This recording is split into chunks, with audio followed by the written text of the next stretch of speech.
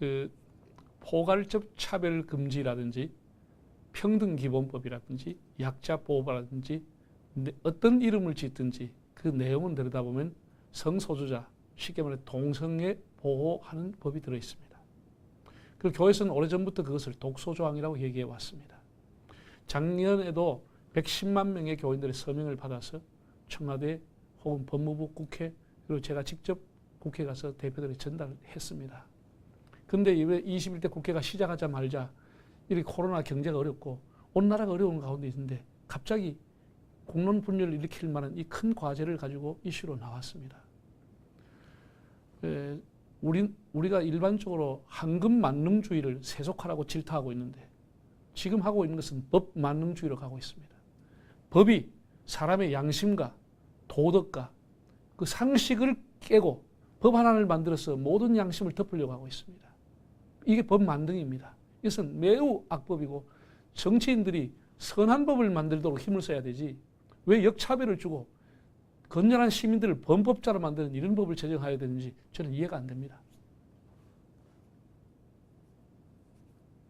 네, 그렇다면 두 번째 질문 드릴게요. 이번 법안과 관련해서 한국교회가 좀 적극적으로 대응해야 되는 이유가 무엇인지 좀 말씀을 부탁드립니다. 네, 예를 들어 가지고 불교인들에게 그들이 믿고 있는 불경의 내용이 잘못됐으니까 그 가르치면 조사받는다 라고 하면 스님들이 그것을 수용하겠습니까? 유교인들에게 노노와 맹자와 공자가 가르치는 내용 중에서 시대에 맞지 않은 것이 있으니까 이것을 가르치는 사람은 벌금을 내고 처벌을 받는다. 그러면 유교인들이 그렇게 하겠습니다 라고 하겠습니까? 마찬가지입니다.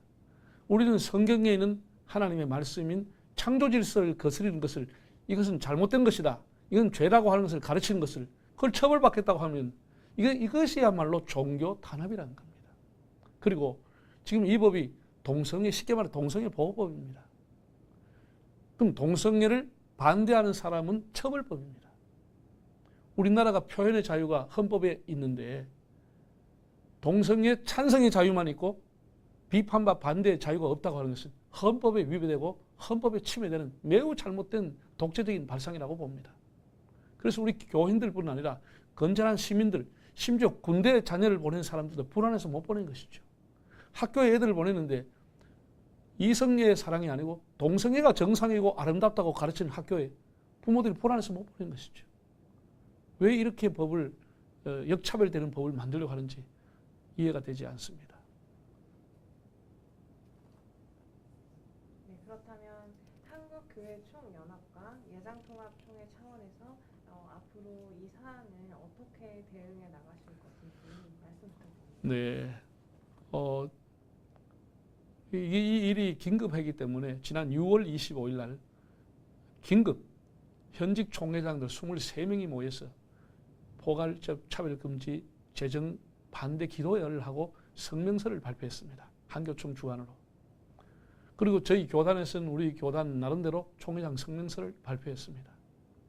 이건 도저히 묵과할 수 없고 아마 한국의 6만 5천 교회가 거세게 일어날 것이고 일례성 이벤트가 아니고 지속적으로 처리될 때까지 거세게 일반 시민단체와 연계해가지고 항호대회를 만들어서 계속해서 이 법이 처리될 때까지 투쟁을 할 겁니다.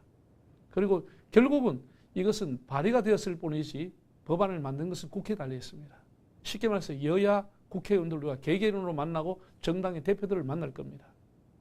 그래서 정정당당하게 정당이 이 점에 대해서 어떻게 얘기하고 있지 당론이 무엇인지를 밝힐 것을 요구할 겁니다. 국민 앞에 밝히고 국민에게 심판을 받든지 국민에게 책망을 받든지 혹은 칭찬을 받든지 해야 되리라고 봅니다. 이것은 비밀리에 그냥 국회의원들이 기습 날치기 있을 수 없다고 봅니다. 정정당당하게 자기 당은 여기 대해서 어떻게 한다라고 한 것을 밝힐 것을 요구할 겁니다. 네, 마지막으로 즉석에서 질문을 드릴게요. 이번 사안과 관련해서 포괄적 차별금지법에 대해서 가장 우려되는 지점과 또 이번 사안과 관련해서 한국교회와 성도들에게 좀 전하고 싶은 메시지 한 말씀 마지막으로 부탁드릴게요. 이 동성애라고 하는 것은 기독교만의 문제는 아닙니다. 결국은 대한민국의 미래와 직결되어 있고 우리 가정과 다음 세대와 직결되어 있는 문제입니다. 우리 자녀들 다 남자들 군대를 보내고 있는 나라 아닙니까? 이렇게 나라를 군대를 2년 가까이 보내놓고 부모들이 어떻게 안심하고 살 수 있겠습니까? 그래서 우리가 이미 대법원에서 3번이나 동성애는 성적인 쾌락을 행하는 행위이므로 차별 금지의 대상이 아니라고 판결이 났습니다. 3번이나 났습니다.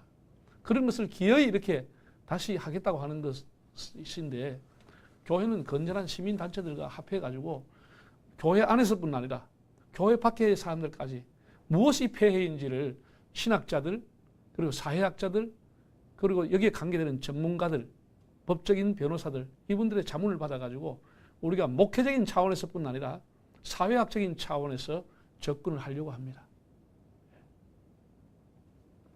예를 들어 가지고 영국이라든지 미국이라든지 이런 나라는 목회자뿐 아니라 많은 시민들이 그때 우리가 그 법이 이렇게 악법인 줄 모르고 그냥 대처하지 않았다. 별것 아닌 줄 알았다. 사람을 차별하면 안 된다. 거기에 기조에 동의해 줬는데 이렇게까지 교회가 복음 전파에 방해를 받고 이렇게까지 사회가 성타락으로 물러내질 줄 몰랐다. 한국은 막아라. 이런 얘기를 계속해서 저는 받고 있습니다. 그리고 우리 교인들이 경각심을 가지고 그런 것을 반면교사로 삼아가지고 우리는 힘을 다해서 막아야 된다고 봅니다. 네.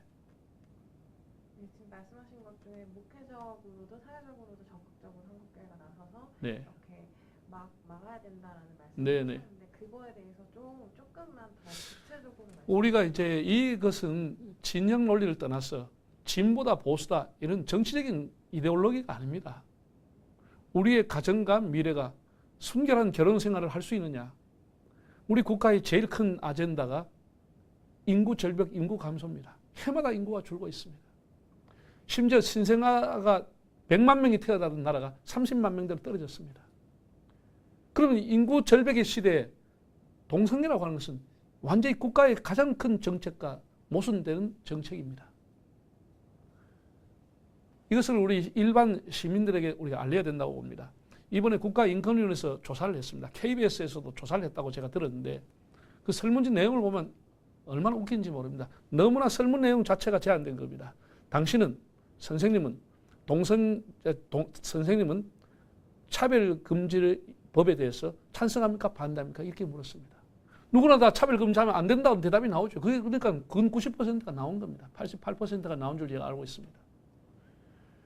그런데 리얼미터에서 조사를 했는데 거기다가 동성애를 넣어서 조사를 했습니다. 동성애자에 대한 차별금지를 어떻게 생각합니까? 반대가 55%, 찬성이 23%가 나오고 나머지는 모르겠다고 나왔습니다. 그런데 이렇게 차이가 나는 겁니다. 그러니까 자기들은 절대 다수가 차별을 금지해서 안 된다고 하는 그런 걸 가지고 있는데 동성애를 넣고 조사해 보니까 정반대가 나왔습니다. 이런 내용을 소상하게 우리가 좀 과학적인 데이터 이런 것을 가지고 시민들에게 알려야 된다고 봅니다. 네, 이번 법안과 관련해서 누구보다 이제 한교총이 반대의 입장에서 앞장서서 이렇게 재정 반대를 맺혀오셨습니다. 한국교회 연합해서 이제 대응하는 것이 되게 무엇보다 중요한데 그런 메시지 이러한 것들 어떻게 한국교회가 힘을 모아서 이런 걸 대처했으면 좋겠다라는 부분도 좀 언급해 주시면 감사할 것 같습니다. 교회가 결국은 앞장을 설 수밖에 없습니다. 교회 이제 각 교단의 총회장님들한테 제가 요구한 것이 한 달에 한 번 내지 2달에 한 번씩 동성애에 대한 설교를 해달라. 차별금지법에 대해서 무엇이 폐단이고 어떤 것이 잘못된 것인지 우리가 필요한 홈페이지나 자료를 드릴 테니까 설교를 해달라. 뿐 아니라 장로님들한테도 거의 매주에 올라가 기도하시는데 강단에서 기도하실 때 하나님께서 이 대한민국을 6.25 때 지켜주듯이 이 수많은 언론과 수많은 이런 흐름의 운동 안에서 한국교회를 지켜달라고 기도해달라. 성경의 가치를 지켜달라. 그렇게 기도해 줄 것을 요구했습니다. 저는 한국교회가 다 그렇게 하리라고 봅니다. 여기 예외되는 교회가 없다고 봅니다. 진보와 보수의 문제가 아닙니다. 이게 하나님 말씀이 우리가 지키느냐 못 지키느냐 달려있는 문제이기 때문에 아마 한국교회는 이것 때문에 더욱 하나가 될 것 같습니다.